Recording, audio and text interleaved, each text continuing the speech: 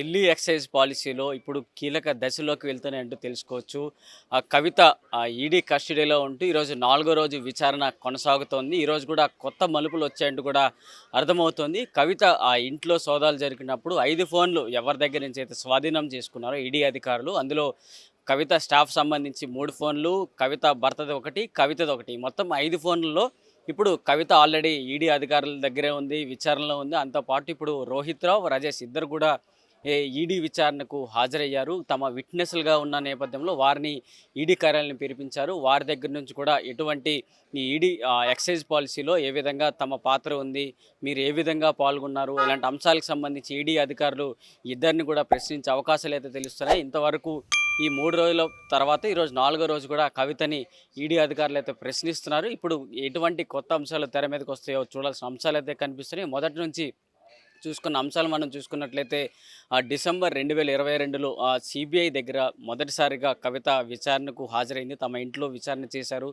దాని తర్వాత అప్పటి నుంచి సిబిఐ తర్వాత నుంచి ఈడీ అయితే టేకప్ చేస్తూ అప్పటి నుంచి కూడా ఈ కేసుని ఒక్కొక్క రోజుగా పెంచుకుంటూ అయితే ముందుకొచ్చారు. కవిత ఢిల్లీలో ఈడీ కార్యాలయానికి 2-3 సార్లు విచారణకు హాజరైంది. ఆమె దగ్గరున్న 10 ఫోన్లు మొదటిసారి ఇచ్చింది.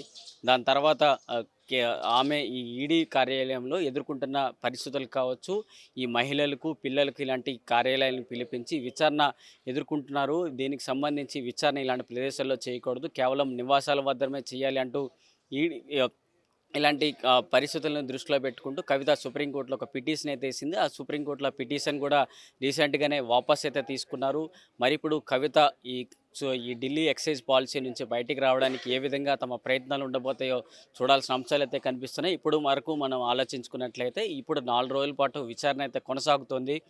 సుప్రీంకోర్టులోకి కూడా ఇప్పుడు కవితకు సంబంధించి మరో పిటిషన్ అయితే సుప్రీంకోర్టులోకి వస్తుంది. ఎందుకంటే ఇప్పుడు కవితకు కూడా ఒక నూతన ఆలోచనలతో నూతన పిటిషన్తో అయితే సుప్రీంకోర్టుకి అయితే చేరుకున్నారు. ఇటు సుప్రీంకోర్టులో ఒకవైపు సిఆర్పిసి సెక్షన్ల కింద ఇటు మహిళలకి, పిల్లలకి ఇలాంటి కార్యాలయాలకు పిలిపించకూడదు, ఇక్కడ విచారణ జరగకూడదు అనే పిటిషన్ ఉండగా ఇటు ఈడీ అధికారులు తమ ఇంట్లోకి చేరుకుని కేవలం కక్షపూరితంగా ఈడీ అధికారులు రాజకీయ కోణంతోనే మమ్మల్ని అరెస్ట్ చేశారంటూ కూడా కవితకు సంబంధించి చెప్తున్న పరిస్థితి. మరి ఇప్పుడు కొత్త కోణంతో ఇప్పుడు కవితకు సంబంధించి న్యాయవాదులు కవితకు సంబంధించి ఏ విధంగా వెళ్ళబోతారో చూడాల్సిన అంశాలు అయితే కనిపిస్తున్నాయి. మరోవైపు ఈడీ అధికారులకు సంబంధించి 23వ తారీఖు మధ్యాహ్నం 12 గంటల వరకు అయితే ఈడీ కస్టడీలో అయితే కవిత ఉండబోతున్నారు.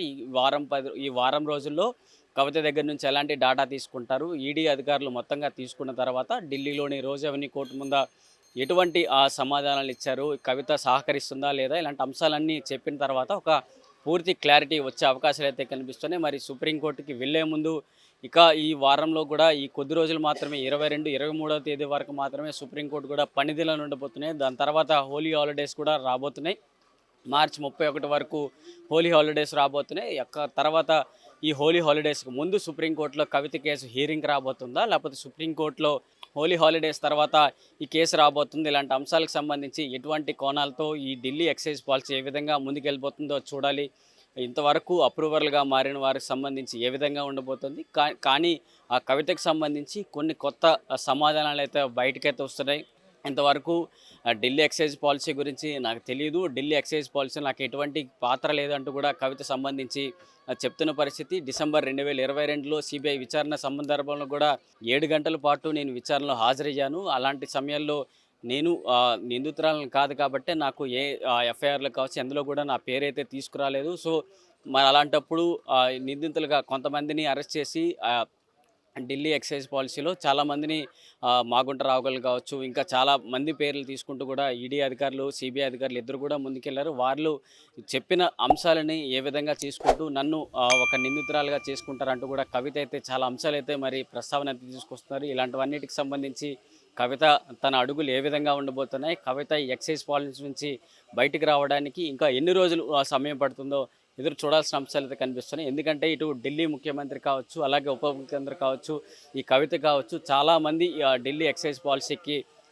ముడిపడి ఉన్నారు అన్న వార్తలకు సంబంధించి ఈడీ, సిబిఐ 2 దర్యాప్తు సంస్థలు కూడా ముందుకు అడుగు తీస్తున్న నేపథ్యంలో మరి ఇవందరినీ బయటికి రావడానికి ఎటువంటి రూపంలో, ఎటువంటి సందర్భంలో రిప్లై వస్తుందో ఈ కోర్టులు, ఈ సిబిఐ కోర్టులు, అలాగే ఢిల్లీ సుప్రీంకోర్టు ఇలాంటి అన్ని అంశాలకు సంబంధించి ఒక ఫైనల్ డేటా ఎప్పుడు వస్తుందో స్క్రీన్ మీద చూడాల్సిన అంశాలు అయితే కనిపిస్తున్నాయి. వీడియో జర్నలిస్ట్ సంజయ్ కౌశల్తో ప్రశాంత్, ఆంధ్రప్రభ, న్యూఢిల్లీ.